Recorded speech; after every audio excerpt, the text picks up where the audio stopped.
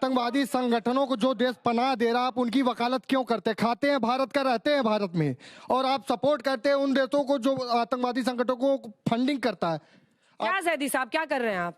नहीं, देखिए, मैं कोई सपोर्ट किसी आतंकवादी संगठन को मैं सपोर्ट नहीं कर रहा हूं, लेकिन ईरान से हमारे रिश्ते हैं और ईरान से जो एक सभ्यता है वो मिलती जुलती है। और ईरान ने आज अमेरिका को और उसके जो इम्पीरियलिस्ट सोच है उसके ऊपर जो एक वॉर किया है उससे हम बहरहाल खुश हैं। किसने वॉर किया है? ईरान ने वॉर किया है। ईरान की लड़ाई, देखिए, ईरान की लड़ाई एपिस्टीन गैंग के खिलाफ है। ये पूरा एपिस्टीन गैंग अमेरिका की सरपरस्ती में ईरान के खिलाफ लड़ रहा है और ईरान उसको बहुत अच्छे से जवाब दे रहा है। भाई लीजिए, आइए 2-3 सवाल तो और बताओ अंजना जी, वैसे जैदी साहब भी शायद शिया ही होंगे। बिल्कुल हूँ, क्योंकि जैदी रिजवी सिद्दीकी शिया होते हैं। मुझे मैं एक बात कहना चाहता हूँ, मुझे फख्र है, कांग्रेस के लोग बोल रहे हैं, एक मिनट सर पूरी बात कर मुझे फख्र है कि मैं एक शिया हूँ और ईरान का सपोर्ट करता हूँ और हिंदुस्तानी इस्लामिक रेवोल्यूशन ठीक था। एक मिनट सर, बिल्कुल मैं बिल्कुल कह रहा हूँ। मैंने बचपन में लखनऊ में शिया मुस्लिम देखे हैं, मैंने वो पंचर वाले मुस्लिम नहीं देखे हैं। मैंने वो देखे हैं जो डॉक्टर, इंजीनियर, ब्यूरोक्रेट्स, शेवरलेट गाड़ियों में चलने वाले, बहुत पढ़े लिखे। मगर मैंने एक और चीज देखी बचपन से आज तक, जो लोग आज बड़ी उनको दिल में दर्द जाग रहा है खमनई साहब के लिए, तो मैं कहना चाहता हूं भाई, शियाओं का मदे साहबा का जुलूस 22 साल कांग्रेस ने प्रतिबंध लगा के रखा, क्योंकि जब वोट बैंक के तराजू पे तौला गया तो लगा सुन्नी ज्यादा भारी है शिया के मुकाबले। जब अटल जी की सरकार आई तब शियाओं को अपना जुलूस निकालने का अधिकार मिला। जब मोदी जी की सरकार आई तो कारगिल में जुलूस निकालने का मौका मिला। इसलिए आज जो छाती पीटते हैं, मैंने कहा ना, वोट के तराजू पे तौल कर देखते हैं, फिर तय करते हैं कि किसके जल्दी बोलिए। भाई साहब जो बड़ी बड़ी बातें कर रहे हैं, भाई पंचर लगाने वाले के प्रति भी मेरी बड़ी सद्भावना है, क्योंकि प्रधानमंत्री जी की भी सद्भावना रही है।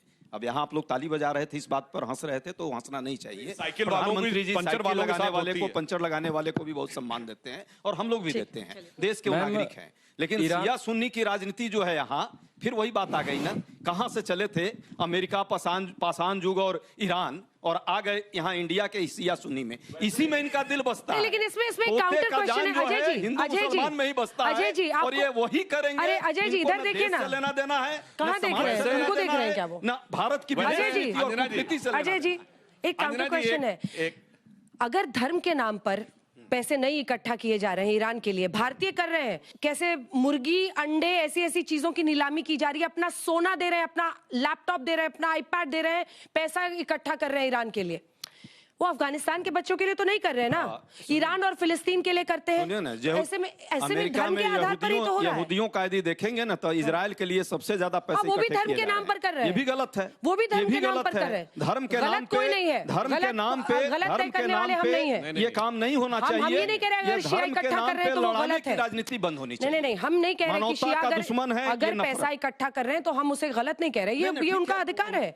अगर यहूदी कर रहे हैं ये उनका अधिकार है, उनको लगता है वो थ्रेटन। अरे यहूदी तो वो सुनिए, यहूदी तो वो हैं जो आपसे भी पैसा निकलवा ले रहे हैं। ये व्हाट्सएप का ओनर कौन? मार्क जुकरबर्ग, यहूदी। ए भाई, एआई का ओनर कौन? सैम ऑल्टमैन, चैटजीपीटी का, यहूदी। और सुनो, वर्नर हाइजेनबर्ग, अल्बर्ट आइंस्टीन, अब हमारा रॉबर्ट ओपेनहाइमर, सब यहूदी थे भाई। अगर ताकत है, अगर हिम्मत है तो वो करके दिखाओ। दूसरी तरफ मुस्लिम देशों में क्या है, एक लाइन में कह दूं, ये पाषाण युग में कह रहा है, ट्रंप कह रहे हैं कि वो पहुंचा देंगे। भाई साहब, ईरान को मध्य युग में तो पहले ही पहुंचा दिया। 1979 से पहले के ईरान की तस्वीरें देखिए, और आज ईरान में जानते क्या रूल है?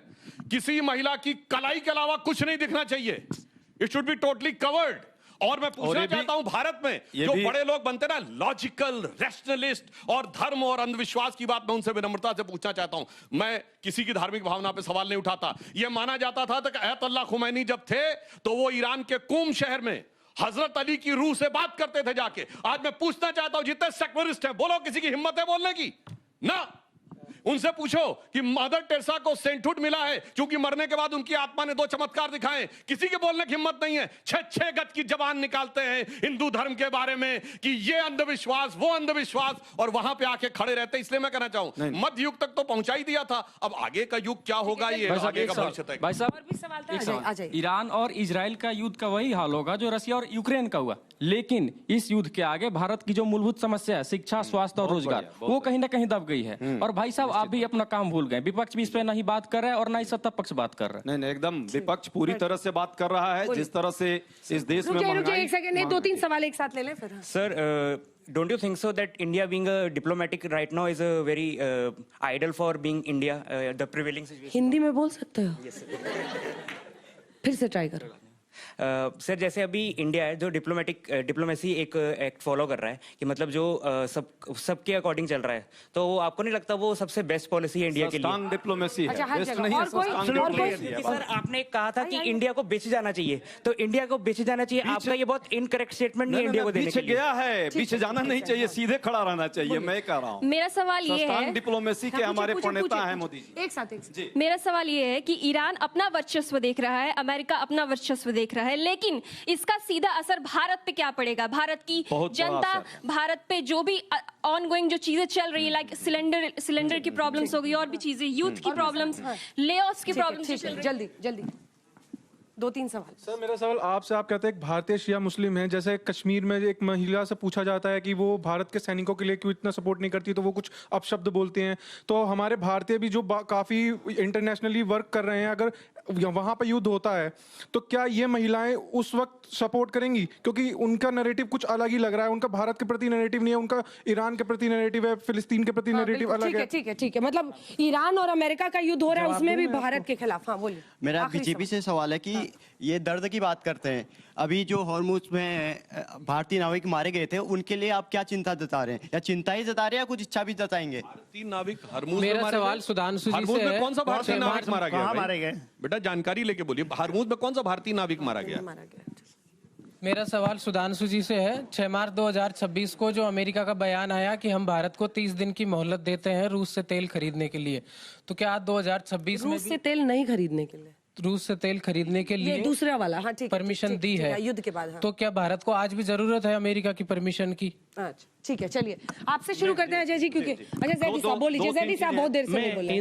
मैं इन भाई के सवाल का जवाब देना चाहता हूं कि शिया जवान या शिया जो लेडी है वो इंडिया की मिलिट्री के लिए क्यों अपना कुछ नहीं देती? देखिए, उसने बहुत कुछ देते हैं। आप करगिल में शियों की एक बड़ी आबादी है। 1999 के युद्ध में जितनी कुर्बानी है उस अवाम ने, उन शियों ने दी है, इतनी शायद मेरे काबिल जहाँ पे रिटायर्ड जनरल सवाल नहीं समझे आप। देखिए एक सेकंड, जैसे ऑपरेशन सिंदूर हमारे सिपाही कर रहे थे, अगर वो ईरान साहब इधर देखिए ना, जैसे ऑपरेशन सिंदूर कर रहे थे, ऐसे ही सड़कों पे निकलते सपोर्ट में सब निकले हैं। कहाँ निकले? जितना यहाँ पर अभी दूसरी पैसा अवाम इकट्ठा निकली कर रहे हैं ईरान के लिए। नहीं, देखिए, ईरान में एक स्पिरिचुअल शियों के एक लीडर को, एक आयतुल्ला को शहीद किया गया है और उसको जस्टिफाइड नहीं कर सकते किसी भी सूरत में, चाहे वो इंटरनेशनल लॉज हो, चाहे वो कोई और दुनिया का कानून। अमेरिका ने क्राइम किया, इसराइल ने क्राइम किया, आपने एक बात उसको रखी है, जस्टिफाई बच्चे नहीं ने। कर सकते आप। जी, आपने बात रखी है कि भारत पर क्या असर पड़ रहा है। सर्वाधिक जो युद्ध हो रहा है, युद्धतर देश हैं, अमेरिका हो, चाहे ईरान हो या इजराइल वाले देश, उसके अलावे यदि सबसे ज्यादा इस युद्ध का असर किसी पर है तो भारत पर है। भारत के 1 करोड़ लोग जो है वहां रहते हैं, हमारे नागरिक हैं, वो असुरक्षित है। 50 अरब डॉलर जो है हमारा रेमिटेंस आता था वो बंद है। हम व्यापार सेकंड सबसे लार्जेस्ट व्यापारिक देश था, वो व्यापार भी हमारा बंद है। ईरान गलत कर रहा है ना? एलपीजी पर तो ईरान गलत कर रहा है ना? काम किया है अमेरिका ने, गलत कर रहा है, अमेरिका भी गलत कर रहा है और ईरान भी गलत कर रहा है। इस पर हमको मिल करके हमारी नीति को बनानी चाहिए थी, क्योंकि ये लड़ाई जो है ये किसी के पक्ष में नहीं है, विश्व के और मानवता के विरुद्ध है। ये आपने कहा कि हम नहीं लड़ रहे हैं, हम यही कह रहे हैं कि ये ढुलमुल नीति नहीं होनी चाहिए, देश की विदेश नीति सही बात बोल रहे हैं, सही बात बोल रहे हैं आप साहब। और सीधे खड़ा बिछना नहीं है किसी के पीछे। अच्छा, ईरान के पीछे नहीं बिछिए, अमेरिका के पीछे आपने बहुत सही बात बोला। नहीं, एक सेकंड, सही एक बात अभी सभी बच्चों ने सपोर्ट कर रहा हूं। बच्चों ने जो कहा, यहाँ कुछ लोग हंसने भी लगे हैं। इस व्यक्ति ने जो कहा एक बात आपको, वहां पे हमारा एक कैप्टन टैंकर में 20 टैंकर अभी भी फंसे हुए हैं और बैठे बैठे कैप्टन मर गया। इंडिया के नाम सरकार को कोई उसकी चिंता हुई न, यहाँ जो बुद्धिजीवी हैं उनको चिंता हुई न, इस देश के मीडिया को कभी उस पर कोई आप रिपोर्ट होते हुए देखा है? कैप्टन कैप्टन मर गया है बैठे बैठे। तो जो हंस रहे थे वो हंसी आप चुप रखिए और सो बैठे शहीद नहीं होता, शहीद ही हुए। बैठे बैठे मर गया बोल रहे हो, बैठे बैठे शहीद नहीं होता। बैठे बैठे रुकने के कारण ही वहां रुका हुआ है। वो हड़बड़ाहट ये में जरा हार्ट डिबेट- अटैक हो सकता है, कुछ भी हो सकता है। ठीक और है। 1000 सेलर अभी भी वहां बोल रहे हैं हार्ट अटैक हो सकता है, फिर कह रहे हैं शहीद हो गया हुए हैं ना वो। मतलब कुछ वो क्यों? एक सेकंड जो भारत जानकारी सरकार आप को यहाँ उस पर जवाब पर देना जो चाहिए। जानकारी आप यहाँ पर बगार रहे हैं ना, वो मीडिया से ही मिली है आपको। नहीं, मीडिया से क्योंकि नहीं आपने मिली। आधी ये पढ़ी, मीडिया नहीं है। आधी पढ़ी। आपने क्या इस पर प्लीज डिबेट फिर की कह रहे हैं है? अजय मैं बघार उपाध्याय जी। नहीं रहा हूं मैं। अजय उपाध्याय जी। बघारना शब्द गलत आपने बोला। हाँ ठीक है, आप भी मत बोलिए ना, आप भी मीडिया पर टिप्पणी कर रहे हैं, मत कीजिए, क्योंकि आपको मीडिया से ही पता चला, जिसको आपको बोलने नहीं देंगे। इंडियन बिल्कुल, और आज तक की रिपोर्ट पढ़ के बता रही हूँ, आपका सर्टिफिकेट नहीं चाहिए। धन्यवाद विल यू देता स्टॉप हूं नाउ? कि आज तक ने रिपोर्ट किया इस पर। वो धन्यवाद करने की जरूरत नहीं है सर, ये हमारा काम है, काम करते हैं, मीडिया पर लाइन देने की जरूरत नहीं। इंडियन मर्चेंट नेवी के एक कैप्टन थे जो झारखंड के थे, और उनको हार्ट अटैक, कार्डियक अरेस्ट वहां पर हुआ था। ये खबर है एज इट इज, अपने दर्शकों को बता रहे हैं, और मीडिया नहीं दिखाया था, जहां से आपने तोड़ मरोड़ के बताया। जल्दी से क्या बोल रहे उसका जनरल, बोलिए प्लीज, आप बोलिए। Thank you very much for considering. देखिए, मेरा ये मानना है कि जो भारत जिस तरह से चीजें कर रहा है, इतनी डीपली कभी कर नहीं पाया था। जैसा पूरा विश्व के आप पर आपदा है, ये हम सभी मानते हैं, ये भारत का कुछ लेना देना इसमें नहीं है, मगर भारत जिस तरह से चीजें कर रहा है और सच्चाई के साथ खड़ा है, वो ईरान के साथ सच्चाई के साथ खड़ा है, वो इजराइल के साथ खड़ा है सच्चाई में। जब हम कहते हैं, जो बात कर रही थी हमास, हिजबुल्लाह, हूती, ये आप नहीं कर सकते, एब्सोल्युटली क्लियर कट है। और देखिए, जीतेगा भारत, क्योंकि ईरान इसको छोड़ेगा ही यदि उसको सरवाइव करना है। दूसरा, Iran as a nation state must survive. और क्योंकि हमारे लिए, और हमें तेल, ये आप मान के चलिए, ये समय जो हमने इसका फायदा उठाया है, हमारे पास 74 डेज का होता था रिजर्व, आज 26 दिन का और बढ़ चुका है। ठीक है, जल्दी से एक मिनट, इधर उधर की बात ना कर, मुद्दे पर वापस आता हूं। अंजना, देखिए, दुनिया पिछले 100 साल से, जब से फर्स्ट टाइम जब से आयरलैंड में उग्रवाद शुरू हुआ था, उससे कहीं ना कहीं पीड़ित है, भारत बहुत पीड़ित रहा है। तो उग्रवाद की कोई जो समर्थन करता वो गलत है, लेकिन एक नया उग्रवाद है। हिंदू दुनिया ने सेकेंड वर्ल्ड वॉर में लाखों जाने गंवा के, भारतीय भी गए, और हमने एक इंटरनेशनल लॉ, इंटरनेशनल ऑर्डर, एक इंटरनेशनल ऑर्गेनाइजेशन, जिसके तहत, चार्टर के तहत हमने दुनिया में चलना सीखा। भारत का उसी में भला हुआ है। अगर दुनिया में यह खतरा हो कि कोई देश किसी देश पे कभी अटैक कर देगा, जब दिल चाहे उठा लेगा, दादागिरी करेगा, तो भारत दुनिया में नहीं फैलता। 5 मिलियन लोग अमेरिका में नहीं बैठते, 3 मिलियन लोग यूरोप में नहीं बैठते, दुनिया भर में भारत फैला है। हमारा जो सेक्टर है असली, जो सर्विसेज सेक्टर, मैक्सिमम रेवेन्यू लाता है, क्योंकि लॉ था दुनिया का, इंटरनेशनल। अमेरिका ने एक नई चाल चली है, एक नया उग्रवाद छेड़ा है, दुनिया के इंटरनेशनल लॉ को जूते पे रखता है। वेनेजुला में किया, ईरान में किया, ईरान में किया, और मैं आपको बता रहा हूं, ये रुकेगा नहीं अगर हम नहीं रुका। सुने, ये हकीकत है, ये हकीकत है। जल्दी सर, जो आपने जूते पे रखने की बात कही, मुझे इस बात पे बहुत तकलीफ है। ये हमेशा हुआ है। ये बताइए, ये 1980 में जब ये घुस गया था आकर अफगानिस्तान में, जबरदस्ती आके घुस गया था रूस, वो जूते पे नहीं रखा था। अब सुनिए सर, चेकोस्लोवाकिया में 1968 में रूस घुस गया था, वो जूते पे नहीं रखा था। जब चाइना आके तिब्बत में घुस गया था, तब जूते पे नहीं रखा था।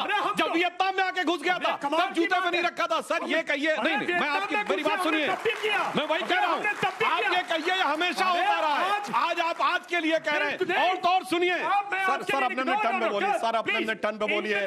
देखिए, बात सुनिए, अपने टर्न, सर, अपने टर्न पे प्लीज पूरा कर लूं। सर, जूता तो वो था जब तिब्बत पे कब्जा कर लिया चीन ने, और हमने लिखा भी एक्सेप्ट द इंडिया चाइनीज सुवरेनिटी की बजाय लिखा हमने सॉवरेनिटी ओवर तिब्बत। 1949 में केएम पडिक्कर ने जाकर यह लेटर चाइना को दिया, और वो जूता पड़ना होता है जब हमारे इलाके के ऊपर। और अभी भारत की एक सीएपीएफ फोर्स है, क्या नाम है, इंडो तिब्बतन बॉर्डर पुलिस, यानी दर्शाता आजादी के समय हमारी सीमा चीन से नहीं लगती थी।